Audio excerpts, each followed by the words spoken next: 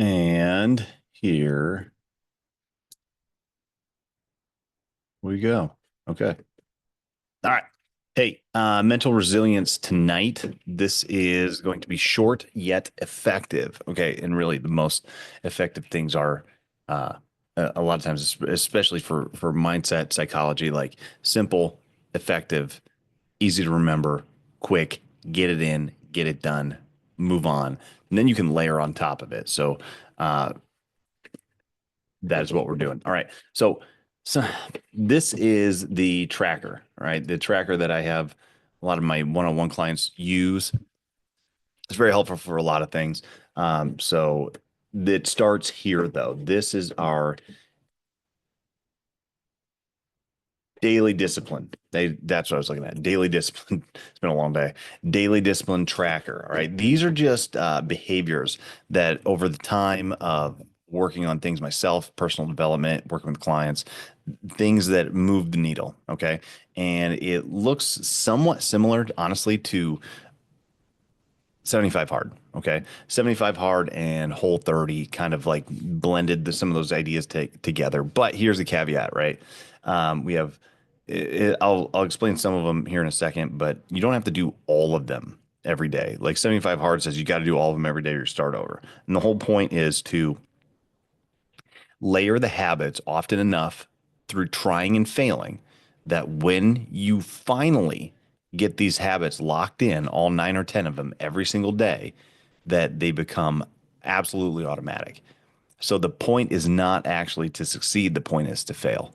And that's why 75 hard works when you really figure it out. Like, oh, I'm supposed to fail. I'm supposed to get to 75 and I'm supposed to screw it up so that I have to start back to zero. The point is to start back at zero. The point is not to get it done in one shot, right? So that's the tricky thing with it, right? Here are the things that I want to talk about today. Things that start your day with a win. So we talk about stacking wins and how critical that is for dopamine feedback loops, for just gaining momentum in general, and a million reasons why that happens. But here's the first one. It starts with not the morning, but the night before. All right. So if you get to bed at a consistent time, and whatever your shift is, it doesn't really matter, you set a hard stop for whatever you're doing, and barring like emergencies and overtime and crap like that, you got a hard stop. Like for me, it's like 10 o'clock, hard stop. And whatever I'm doing, I'm packing it up so I can be asleep hopefully by 10:30. Right. When I do that, I win the next morning. When I don't do that, I lag, I drag, and it's annoying, and I feel like I suck straight out of the gate. It starts with the bedtime, right? Everybody thinks it starts with the morning, the ice, that kind of stuff. It doesn't. It starts with prepping it the night before and setting your mind and the frame for tomorrow. Okay. That is more important than the morning because the morning won't work unless you have a good nighttime routine. Okay. Heroic minute. This is another one. This is number two. So you set your bedtime and your heroic minute. This is the first minute of the day. So as soon as your alarm wakes up, your feet hit the floor. You have 60 seconds. That is a 60-second warning for you to get your ass up and get moving. So alarm goes off. I have 1 minute and I'm going to attack that minute and get my feet on the floor. And then I'm going to assess what I need to do here. That is critical. Is if you don't, you'll lay around. Once you get up and you get moving, you're all right. Okay.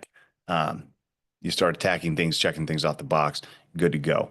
But if you don't do that, if you allow yourself to fall prey to laziness, to fatigue, to whatever, you're going to drag that the whole day with you. Okay. You're probably going to be late getting up, late getting to work. And then you see how things kind of like cascade down versus cascading up. All right. Aiming up. Those two, hypercritical.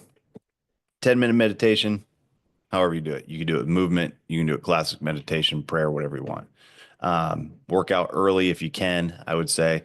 But these are the big ones, right? Bedtime, heroic minute. Okay. And then if you can center yourself and work out, bonus points, right? Um, but yeah, that's those are the big rocks, man. Set the bedtime, get up in the morning, get after it, set the frame, attack the day. All right. Those two things are awesome. Okay. Couple more things. I put this little slideshow together. No, not what I wanted. I wanted to present. Okay, there we go. All right. Got dogs and kids running through here. Stacking wins, the power of, I'll move this guy. Starting your day with small victories, right? So a minute to get up and get yourself together is a just a small victory, but it's really important. The power of stacking your days with small victories. All right. So the first 90 minutes of your day shape the momentum of the rest of the day. Okay, it starts with clarity and confidence and sets the tone. Okay, and that is not just the 90 minutes, but the first minute, really. First minute through the first 60 to 90 minutes. Small intentional actions done early. Get up, get your feet on the floor. Builds control, progress, and energy. Make your bed, hydrate, journal, stretch, complete one task. Like whatever it is, those are just examples. You can do one of them, you can do all of them, doesn't really matter. What that does is it shifts the control. Your locus of control goes from external to internal. So you're exerting impact on the world around you versus the world impacting you. Okay. You are an active participant and you are in charge. All right, dopamine release from completion fuels motivation. Just getting one thing done and one thing accomplished, it triggers that loop, right? Huberman talks about it all the time. It triggers that feedback loop so that you can continue to push and do things, right? It motivates you to continue to do things.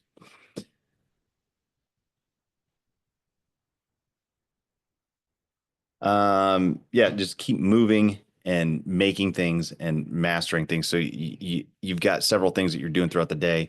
When you start to slow down, right, you just work on continuing to move and continuing to create, right? And that will create this flywheel effect. We're boosting confidence with emotional control. It reduces stress and mental clutter, and then promotes better habits and productivity. It all leads to better organization, right? If you get up, you set the frame, you get up on time, and it just leads to a better structured day. And that's within the first 60 seconds. All right. So common excuses like I'm not a morning person. I just don't have the time. I'm not motivated. So like those things are all irrelevant because we're literally talking about the first 60 seconds of the day. Okay. You're not a morning person. Great. Cool. You're on a shift. Cool. Doesn't matter. Whatever the first 60 seconds of your day is, that could be 2 p.m., but you are getting up, getting your feet on the ground, and getting ready to go. So, final takeaway: start your day on offense, stack a few wins, and change the entire game, right? Um, that's it. That's it, man. That's it. So, you know, take that for what it is.